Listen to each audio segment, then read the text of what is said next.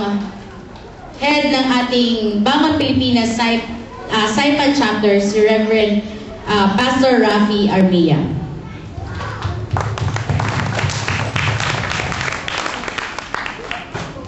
Okay, muli sa magandang gabi po sa bawat isa. Sama-sama. Brother Eddie! Brother Eddie! Brother Papabago! Magbabago! Magbabago! Magbabago! Magbabago! Magbabago! Magpapag-asa! May pag-asa! May pag-asa! May pag-asa! May pag-asa! May pag-asa! May pag-asa! May pag-asa! Sabay-sabay po tayo! Bangon!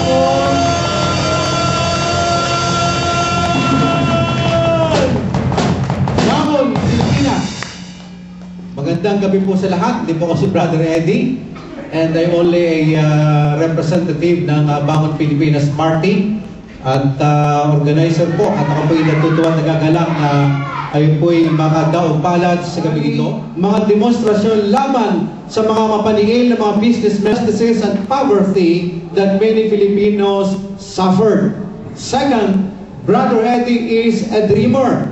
Siya po ay isang visionary leader. Sa pagiging radical activist, kahit na siya ay isang profesor sa PUP, walang sawa siya na humihikayat sa mga estudyante na magkaroon ng pagbabago sa bansang Pilipinas. Ito po ang kanyang pangarap. Isang bansa na ang mga noong October 1980 noong 1980, so ibig sabihin po ay meron po akong 30 taon na namalagi doon sa JIR Church. And you know what? The battle cry of Brother Eddie, even in his preaching of God's word, was the Philippines to be a blessed nation. Pagbabago ng Bangon Pilipinas Party. Kung nais po ninyo na tumulong, ito po ang mga paraan. If you need to help the Bangon Pilipinas Party, magkaroon po tayo ng campaign voluntarily.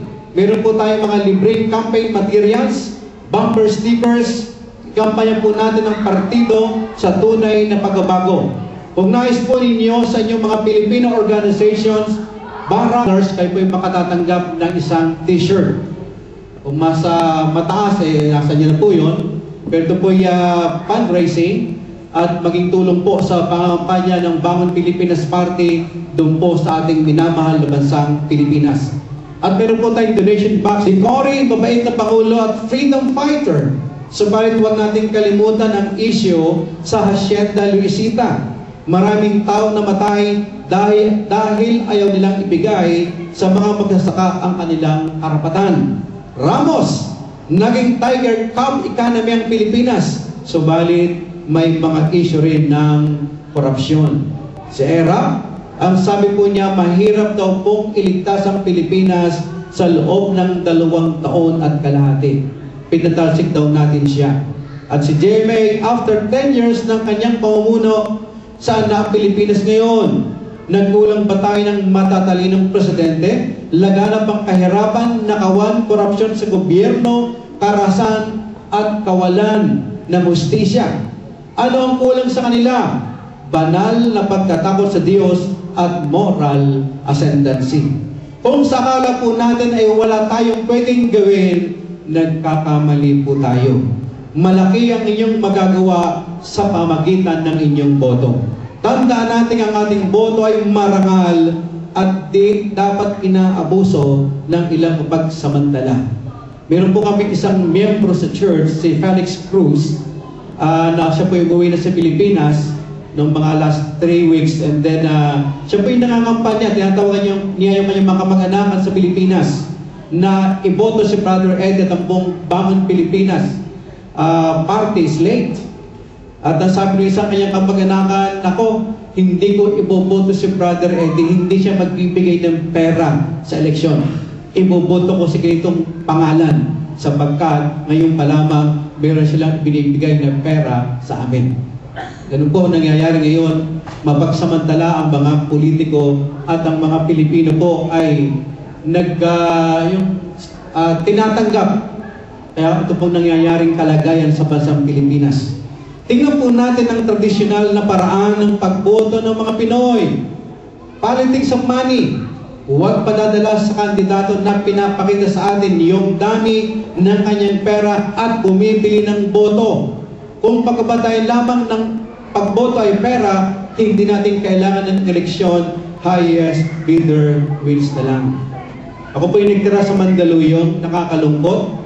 Meron po kaming ninong sa kasal, siya pala ay may hawak ng pera ng kabangbayan o pera ng kabangbayan ng politiko, at kapag nagkakaroon po ng eleksyon sa Mandaluyong, nagbabahay-bahay sila at namimili sila ng boto. Nakakalungkot, di ba? Yun po ang nangyayari sa ating bansa. Politics of patronage, pagtanaw ng utang na loob na lamang. Karapatan nating mga mamamayan ang tumanggap ng tulong sa mga lingkod bayan. Katungkulan nila magsilbi sa bayan ng walang inaasang kapalit. Anong klase ng mga katangian ang dapat niyang tagayin? Isang leader na mayroong karakter, kakayanan, tapang, talino, mataas ang moral at may takot sa Diyos. May nais po akong ipakilala sa inyo na isang kandidatong batid kong nagtataglay ng lahat ng mga katangian na isang tamang leader para sa ating bansa. Siya ay walang iba kundi si Brother Eddie Villanueva. Si Brother Eddie C. Villanueva. This world is too poor to buy my conviction on the principles of truth, justice, and righteousness. Ang ebanghilista ay isa lamang sa mabubuting katangian ni Brother Eddie. Ang totoo, isa rin siyang mahusay na ekonomista, alagad ng edukasyon at kampiyon ng maliliit. Nang makatapos ng bachelor, may 7 taon din siyang nagturo ng political economics, finance, and management sa kolehiyo. Si Brother Eddie, the longest serving regent ng Polytechnic University of the Philippines. Ako ho ang magpapatunay sa inyo na lahat ng tinanggap ni Brother Eddie bilang board member ay ibinibigay niya sa scholarship program. Kahit isang sentimo, wala hong tinanggap si Brother Eddie. Mr. Parnas, you have 2 minutes of time starts now. Okay, I think it's a huge shame na tatakbo pa si Aroy.